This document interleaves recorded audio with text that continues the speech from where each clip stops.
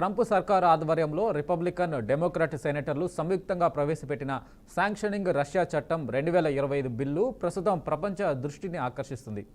ఈ బిల్లులో భారతదేశంపై 500% దిగుమతి సుంకాలు విధించాలని సూచించడంతో భారత్ అమెరికా మధ్య వాణిజ్య సంబంధాలు బలమైన ఒత్తిడిని ఎదుర్కొంటున్నాయి.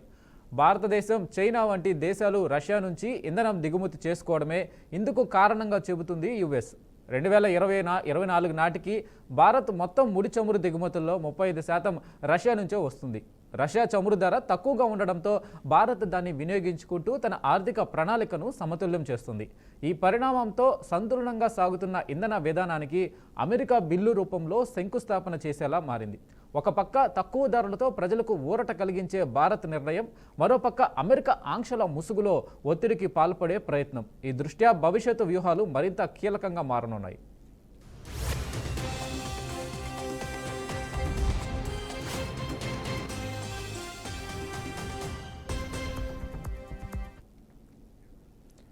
$500% సుంకం విధించాలన్న ట్రంప్ మద్దతుతో వస్తున్న బిల్లుపై భారత ప్రభుత్వం తీవ్రంగా స్పందిస్తుంది. విదేశాంగ మంత్రి జైశంకర్ ఇప్పటికే బిల్లు స్పాన్సర్ గ్రాహంతో సంప్రదింపులు జరిపారని తెలిపారు. ఇంధన భద్రత భారత అవసరమని, దీన్ని భంగపరిచే ప్రయత్నం మంచిది కాదని స్పష్టంగా తెలిపారు. ఇది అమెరికాకు కూడా నష్టమే అవుతుందని హెచ్చరిస్తున్నారు. ఈ బిల్లు అమలైతే భారత వస్తువులు అమెరికా మార్కెట్లో అత్యంత ఖరీదైనవిగా మారతాయి. దీనివల్ల భారత్ నుంచి ఎగుమతులు తగ్గి భారత ఆదాయం ప్రభావితమవుతుంది. మరోవైపు అమెరికాలో వినియోగదారుల ఖర్చు పెరిగే ప్రమాదం కూడా ఉంది. వ్యాపార, దౌత్య సంబంధాలు తీవ్రంగా ప్రభావితమయ్యే అవకాశం ఉంది.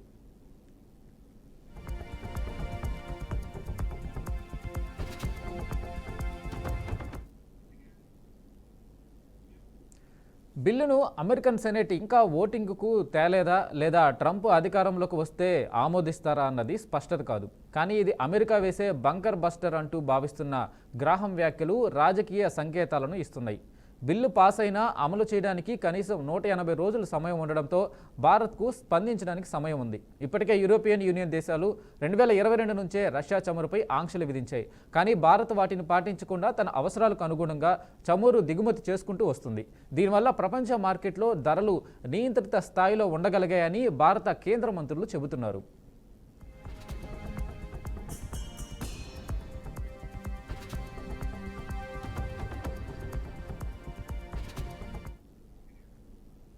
ఇదిలా ఉండగా భారత్, అమెరికా మధ్య వాణిజ్యం వచ్చే 5 ఏళ్లలో డబుల్ చేయాలని ఇరు దేశాలు లక్ష్యంగా పెట్టుకున్నాయి. ఇలాంటి సమయంలో పన్నుల రూపంలో ఒత్తిడి తీసుకురావడం వ్యతిరేక దిశగా వెళ్లే చర్యగా అంతర్జాతీయ నిపుణులు భావిస్తున్నారు. ఇదే కొనసాగితే యుఎస్ వ్యాపార ప్రయోజనాలపై దెబ్బపడే అవకాశం ఉంది. ఈ బిల్లుతో యుఎస్ ప్రపంచవ్యాప్తంగా వాణిజ్య ఒప్పందాల మీదే ప్రభావం చూపే అవకాశం ఉంది. ముఖ్యంగా గ్లోబల్ సౌత్ దేశాలు, పశ్చిమ దేశాలు మితిమీరి ముద్రిత చర్యలపై తిరుగుబాటు చేయవచ్చు. ప్రపంచ వ్యాపార సంబంధాలు రష్యా, అమెరికా మధ్య సెలక్షన్ పోరుగా మారవచ్చని నిపుణులు అంచనా వేస్తున్నారు. ట్రంప్ తీసుకునే నిర్ణయమే ఈ పరిణామాలకు కేంద్ర బిందువు అవుతుంది.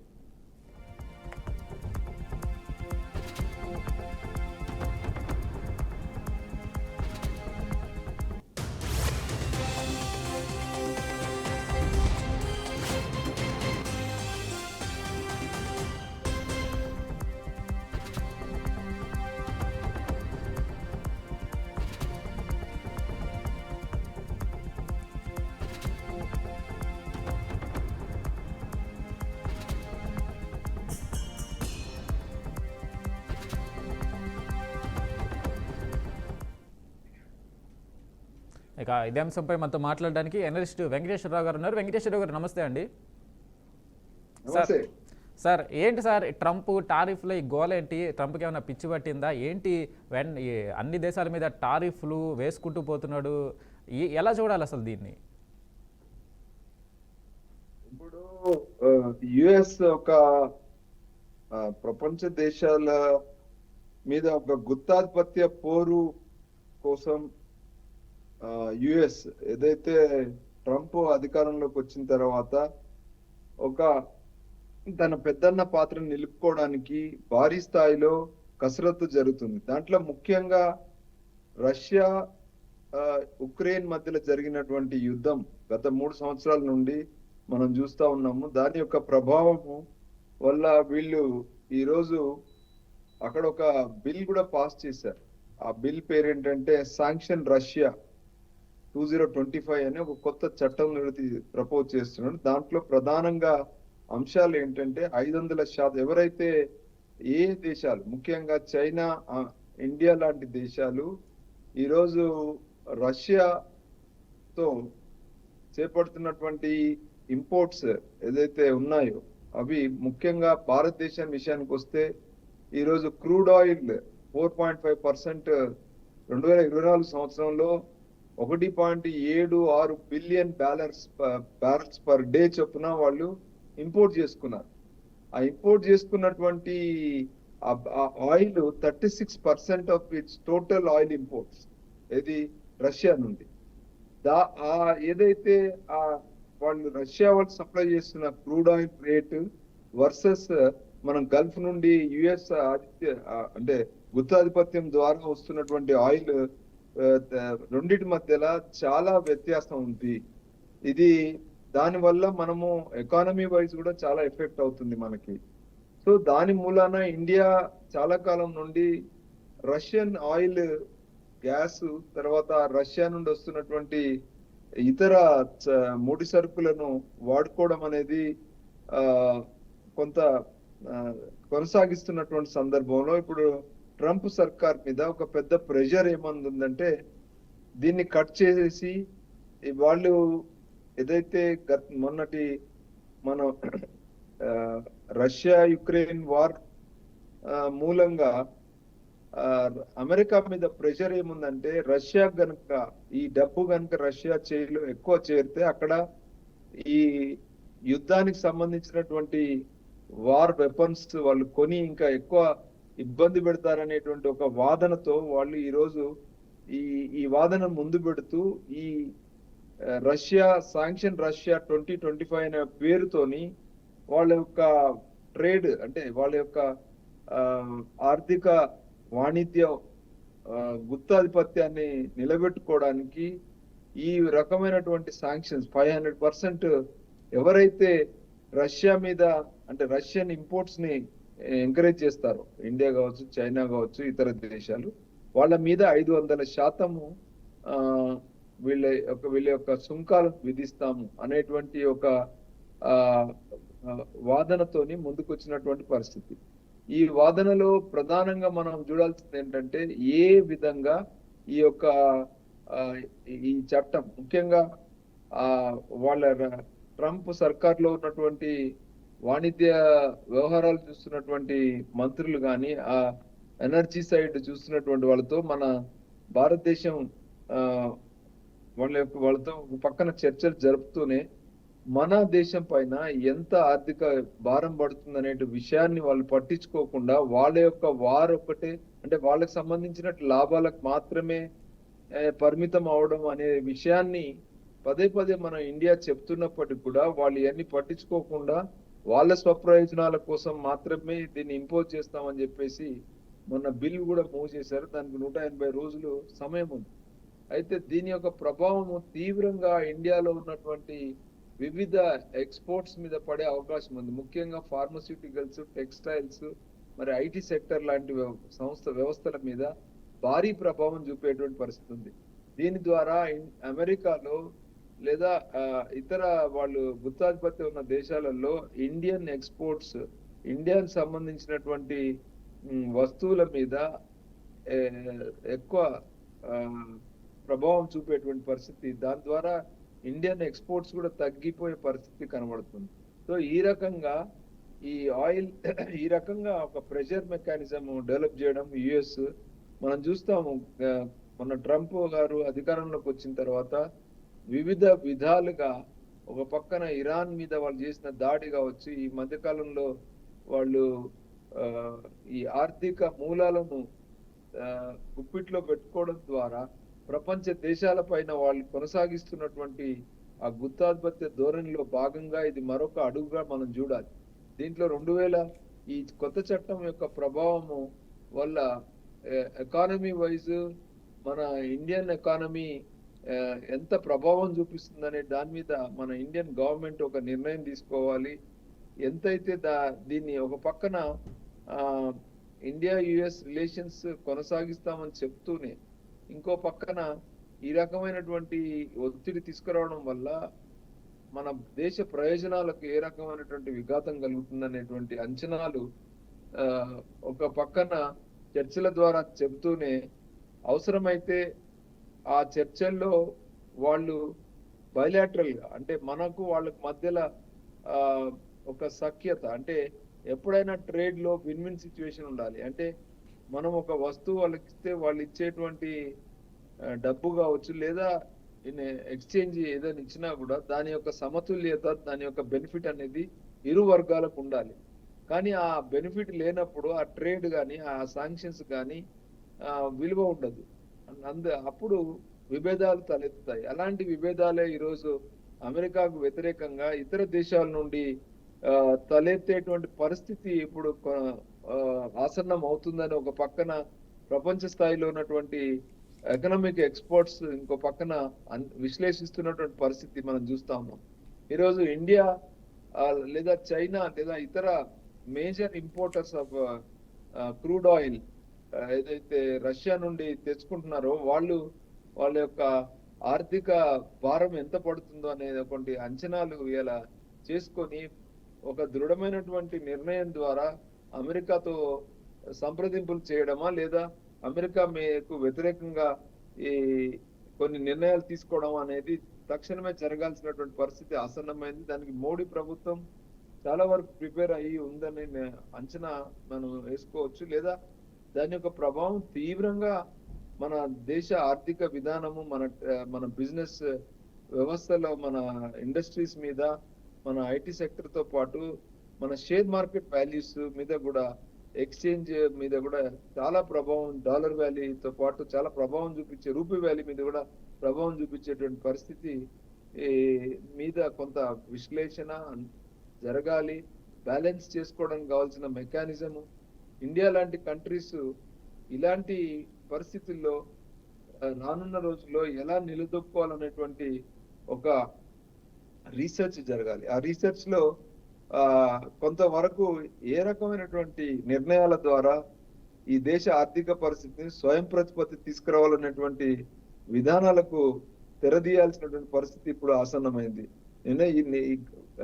దాదాపు కొన్ని నెలల నుండి ట్రంప్ అధికారంలోకి వచ్చిన తర్వాత ముప్పేట దాడి జరుగుతోంది. ఒక పక్కన ఇండియా నుండి అమెరికాలో ఉన్న ఎన్ఆర్ఐస్ విషయంలో కావచ్చు లేదా ఇక్కడ ఇండియా యుఎస్ మధ్యలో ఉన్న ట్రేడ్ విషయంలో కావచ్చు లేదా యుద్ధ పరికరాల విషయంలో ఒక ఆర్టిఫిషియల్ యుద్ధాన్ని క్రియేట్ చేసే విషయంలో ఎన్నో రకాలైనటువంటి ప్రెషర్స్ యుఎస్ నుండి ఇతర దేశాల మీద ముఖ్యంగా ఇండియా మీద మన ప్రభావం చూపిస్తున్నటువంటి పరిస్థితి మనం రోజు సోషల్ మీడియాలో చూస్తా ఉన్నాం. అయితే వెంకటేశ్వరరావు గారు ఒక్క ఇండియానే కాదు, ఒక ఇండియా పైనే కాదు సార్, ప్రభుత్వం మీద కూడా ఉంది. ఒక ఇండియా పైనే కాకుండా ప్రపంచ దేశాల అన్నిటిపైన తనకి ఏదైతే ఇప్పుడు మనం రష్యా నుంచి ఇంపోర్ట్ చేసుకున్నాం కాబట్టి మన మీద వేస్తున్నారు అనుకోవడానికి లేకుండా ప్రతి దేశం మీద అమెరికా దిగుమతి చేసుకుంటున్న ఏదైతే ప్రతి దేశం మీద కూడా ఆయన టారిఫ్లు భారం వేశారు. ఇప్పుడు అన్ని దేశాలకు సంబంధించి ఎలాంటి అంటే అమెరికా ఎందుకు ఇంతలా అంటే దేని కొరకు ఇంతలా టారిఫ్లు వేయడానికి దేని భర్తీ చేసుకోవడానికి కారణం అసలైన కారణం ఏంటి? టారిఫ్ల కోసం అన్ని దేశాల మీద వేయడానికి అసలైన కారణం ఏంటి సార్? అమెరికా చాలా కాలం నుండి అక్కడ ఉన్నటువంటి వాళ్ళు తీసుకున్నటువంటి చట్టాలు నిర్ణయాలు వాళ్ళ యొక్క ఎకానమీ మొత్తం కూడా ప్రపంచ దేశాల పైన గుత్తాధిపత్యం ద్వారా వాళ్ళ యొక్క ఇంటెలెక్చువల్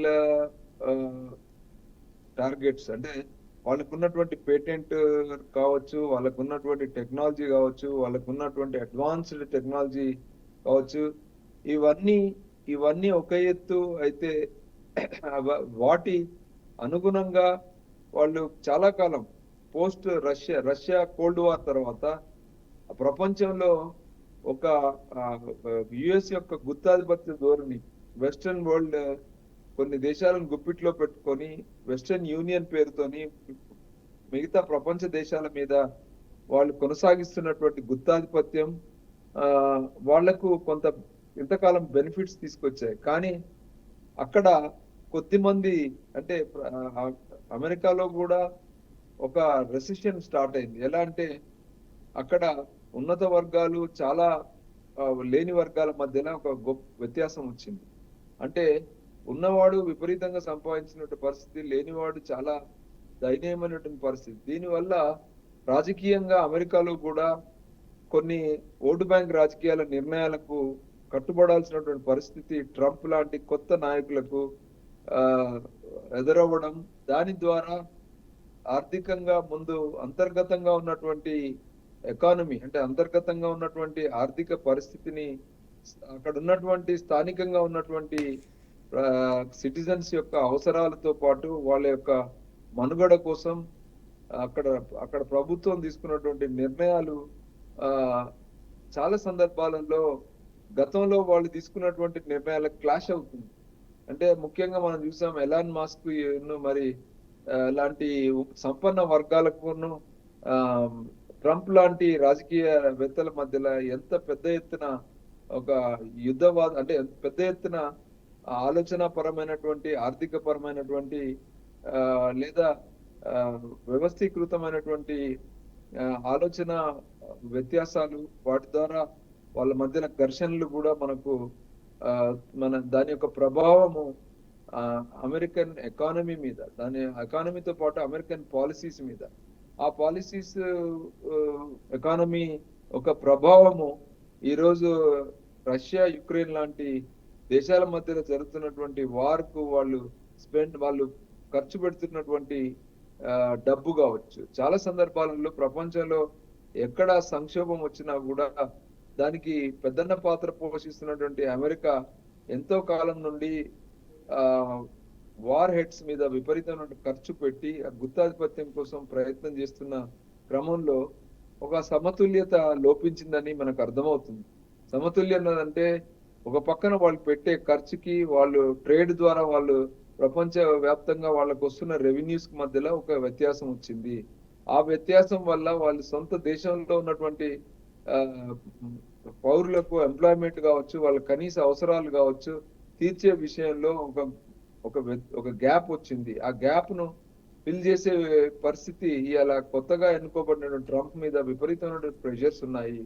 ఆయన మొన్ననే వాళ్ళ యొక్క పౌరులకు ఇచ్చినటువంటి ఆ వాగ్దానాల మూలంగా చాలా చట్టాలలో ఉదాసీనత కన్నా ఇప్పుడు కొంత మార్పులు, కొంత కఠినమైనటువంటి నిర్ణయాలు యుఎస్ తీసుకోవాల్సినటువంటి పరిస్థితి వల్ల దాని యొక్క ప్రభావము వాళ్ళు ఇతర దేశాలతోని అవలంబిస్తున్నటువంటి ట్రేడ్ పాలసీస్ మీద కూడా విపరీతంగా పడడం అనేది ఈ రెండు కారణాల వల్ల ఈరోజు ఈ అమెరికా యొక్క అనిశ్చితికరమైనటువంటి ఈ ఆలోచన విధానం కావచ్చు, లేదా అందరినీ సర్ప్రైజ్ చేస్తున్నటువంటి కొన్ని నిర్ణయాలు, ముఖ్యంగా ఇండియా లాంటి దేశాలు, చైనా లాంటిది అన్నిటికన్నా మించి అమెరికా రీసెంట్ గా చైనాతోని ఒక ఇన్సెక్యూర్ అంటే చైనా అమెరికాతోని భారీగా పోటీ పడుతూ ఎన్నో రంగాలలో వాళ్ళు అధిగమించి స్వయం ప్రతిపత్తి సాధించి వాళ్ళు ఒక అమెరికాకు ఒక పోటీదారుగా మారినటువంటి పరిస్థితిలో వాళ్ళు ఏ రకంగా చైనాను తగ్గించే ప్రయత్నంలో భాగంగా ఇలా రష్యన్ ఎక్స్పోర్ట్స్ కూడా తగ్గించడం అనేది ఒక పాలసీగా తీసుకోవడం వల్ల ఈ పరిస్థితి ఎదురవుతుంది అనేది మనకు అర్థమవుతుంది. సార్, ఇండియాకి సంబంధించి ఇండియా ఎక్స్పోర్ట్స్ ఏదైతే అమెరికాకు పంపిస్తుందో, అమెరికా ఇంపోర్ట్ చేసుకుంటుందో దాని మీద 500% ట్యాక్స్ అంటే అది చాలా పెద్ద పన్నుగా చూడాలి. దీనివల్ల ఇండియాకి సంబంధించి ఆర్థికంగా ఎలాంటి ప్రభావం పడే అవకాశం ఉంటుంది? అంటే 500% ట్యాక్స్ అనేది అది ఒక వాటి రిటాలియేటరీ ట్యాక్స్ అంటారు. అంటే మీరు కనుక ఒకవేళ రష్యాతోని మీరు కొనసాగిస్తే మేము అది ఇంపోజ్ చేస్తాము, లేదు మీరు రష్యా నుండి ఇంపోర్ట్స్ తగ్గించుకుంటే అప్పుడు మీకు ఈ ట్యాక్స్ వర్తించదు అనేటువంటి ఒక ధోరణిలో దీన్ని బిల్లుని తీసుకొస్తున్నారు. అంటే 500% ట్యాక్స్ అనేది మ్యాండేట్ కాదు. ఇప్పుడు మీరు రష్యా ఇచ్చేటువంటి crude oil, cheap crude oil కాకుండా మేము ఇచ్చే కొద్దిగా ఖరీదైనటువంటి క్రూడ్ ఆయిల్, గ్యాస్, ఇతర ముడి సరుకులు మా దగ్గర తీసుకుంటే మాత్రమే మేము ఈ ఏదైతే ఇతర మీ యొక్క ఇంపోర్ట్స్ మీద మేము 500% ట్యాక్స్ అనేది ఇంపోజ్ చేయడానికి ఆస్కారం. అంటే ఇట్స్ ఒక ట్రేడ్ లో ఏంటంటే వాళ్ళ ప్రయోజనాల కోసము వాళ్ళ గుప్పిట్లో ఉన్నటువంటి కొన్ని ఆ వ- వాళ్ళ యొక్క ఉత్పత్తులను ప్రమోట్ చేసుకోవడానికి మనకు వెసులుబాటుగా ఉన్నటువంటి ఉత్పత్తుల మీద మన ఇంపోర్ట్స్ మీద 500% ఆ, ఈ రిటాలియేటరీ అంటే ఈ ఏదైతే ఇప్పుడు పెంచినటువంటి ఈ టాక్సేషన్ ను వాళ్ళ యొక్క గుత్తాధిపత్యం కోసం దీన్ని వాడుకోవడం అనేటువంటి ఒక పాలసీ తీసుకొచ్చారు. దీని మీద ఇండియా ఆలోచించుకోవాలి, ఏ రకంగా వీళ్ళు కూడా బేరీ చేసుకోవాలి, ఏ రకమైనటువంటి ప్రభావం ఇండియన్ ఎకానమీ మీద పడుతుంది, దానివల్ల వాళ్ళ లాభాలకు మనం ఎంత నష్టపోతాము, నష్టపోకుండా ఉండడానికి మనకున్న ప్రత్యామ్నాయాలు ఏంటంటే మనం చూసుకోవాల్సిన పరిస్థితి. దాని ద్వారా దానికి మనం 500% వాళ్ళు సుంకాలు విధించినా మనం ఎదుర్కొనే పరిస్థితి ఉందా, లేకపోతే దాన్ని పక్కన పెట్టి రష్యా ఇంపోర్ట్స్ తగ్గించుకోవడము దాని ద్వారా ఎంత ఇంపాక్ట్ ఉంటుంది ఎకానమీ అనేటువంటి రెండు బేరీజ్ చేసుకొని సార్ ఒక నిర్ణయం తీసుకోవాల్సి రష్యా ఉంటుంది ఇండియా. సార్ ఒకటి సార్, రష్యా ఇంపోర్ట్స్ని తగ్గించుకోవడం దానివల్ల మన దేశానికి ఏదైతే చమురుకి సంబంధించి చాలా ఇబ్బంది ఎదురయ్యే పరిస్థితి ఉంటుంది అనుకోవచ్చు. కాకపోతే ఇలాగా మనం రష్యాతో ట్రేడ్ చేస్తున్నాం, రష్యా నుంచి ఆయిల్ కొంటున్నాం కాబట్టి రివెంజ్గా మీకు 500% ట్యాక్స్ వేస్తామని అమెరికా చెప్తే మనం ఇలాగే చైనాకి మనకు ఇండియాకి పడని పరిస్థితి ఉంది. ఇలాగే మనం చైనా నుంచి ఎక్కువ ఇంపోర్ట్స్ చేసుకుంటున్నాం.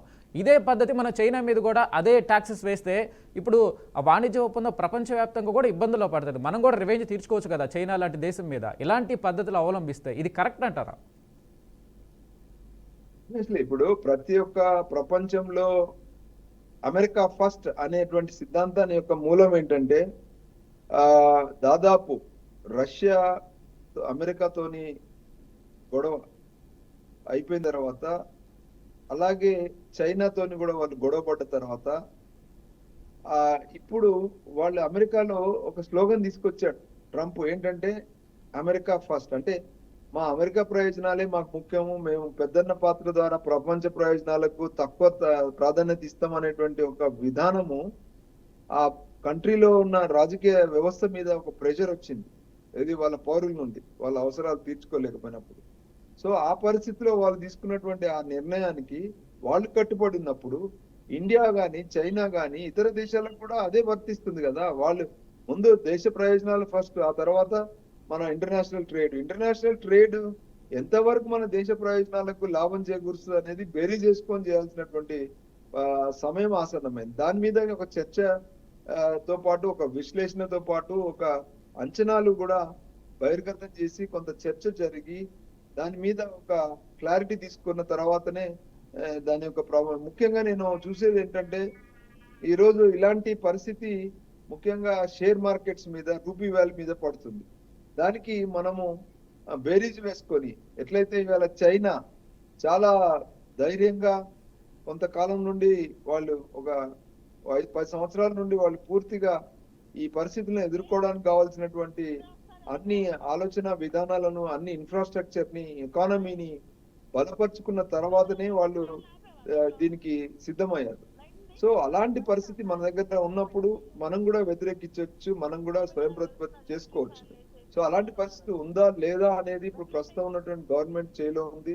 మోడీ సర్కార్ అలాంటి పరిస్థితి వాళ్ళ యొక్క అంతర్గత ఎకానమిక్ సెక్యూరిటీ అంటే నేషనల్ సెక్యూరిటీ అంటారు, ఒక ఆర్థిక పరమైనటువంటి సెక్యూరిటీకి సంబంధించినటువంటి విషయం, జాతీయ ఆర్థిక విధానం సంబంధించినటువంటి విషయం, జాతీయ ఇప్పుడు ప్రతిరోజు మనము ఈ దేశంలో బయట నుండి వస్తున్నటువంటి ఇంధనం మీద ఆధారపడి మనం ఎకానమీ ట్రాన్స్పోర్టేషన్ కావచ్చు, లేదా ఈ చాలా వ్యవస్థలు అంటే ఇండస్ట్రీస్ కానీ ఈ ఇంధనం బేస్డ్ గా నడుపుకుంటున్నటువంటి ఎకానమీ మనది. సో ఇప్పుడు ఒకవేళ కనుక మనము రష్యా మీద ఆధారపడకుండా యుఎస్ చెప్పినట్టు వింటే ఎంత మనకు భారం పడుతుంది, లేదా యుఎస్ చెప్పిన 500% సుంకాలు మనం ఓకే అయిపోయినా కూడా రష్యా మీద మనం ఆధారపడితే ఎంత మనకు లాభం జరుగుతుంది, దీనివల్ల రానున్న రోజుల్లో ఇతర సెక్టర్స్ మీద ఉన్న ప్రభావం ఎంత, ఐటీ కానీ లేదా ఫార్మస్యూటికల్స్ కానీ వీటన్నిటి మీద ఎంత ప్రభావం చూపిస్తుంది, దానికి మన ఎకానమీ సపోర్ట్ చేస్తుందా, లేకపోతే ఎకానమీ మీద ఏ రీతిలో ప్రభావం పడుతుంది అని మనం బేరీజ్ వేసుకున్నప్పుడే మనకు దాని యొక్క పరిస్థితి అర్థమవుతుంది. సో డెఫినెట్ గా it's a very serious issue. ప్రపంచ దేశాలన్నీ కూడా ఇలాగే ఓకే, ఇప్పుడు చైనా రైట్, లాగా ఇండియా కూడా, ఇండియాతో పాటు చైనాతో పాటు ఏదైతే యుఎస్ తోనే ట్రేడ్ రైట్. చేస్తున్న ఇలాంటి దేశాలు, పెద్ద దేశాలు కొన్ని గనుక ఒక దాటి మీదకి వస్తే డెఫినెట్ గా యుఎస్ఏ కూడా దిగి రావచ్చు. ఈ ఓకే. 500% నుంచి వెళ్ళి వాళ్ళు తగ్గిపోయి వాళ్ళు కూడా చర్చల్లో కూర్చొని మనం ఏం చేస్తే బాగుంటది అనేటువంటి ఆలోచన కూడా చేయొచ్చు. దాంట్లో రైట్, తప్పేం రైట్. లేదు. బట్ థ్యాంక్ యూ వెంకటేశ్వరరావు గారు. థ్యాంక్ యూ సార్, మీ విశ్లేషణ అందించినందుకు. Thank you sir. So Trump సుంకాల భారం ప్రపంచ దేశాల మీద చాలా ఎక్కువగా పడుతుంది.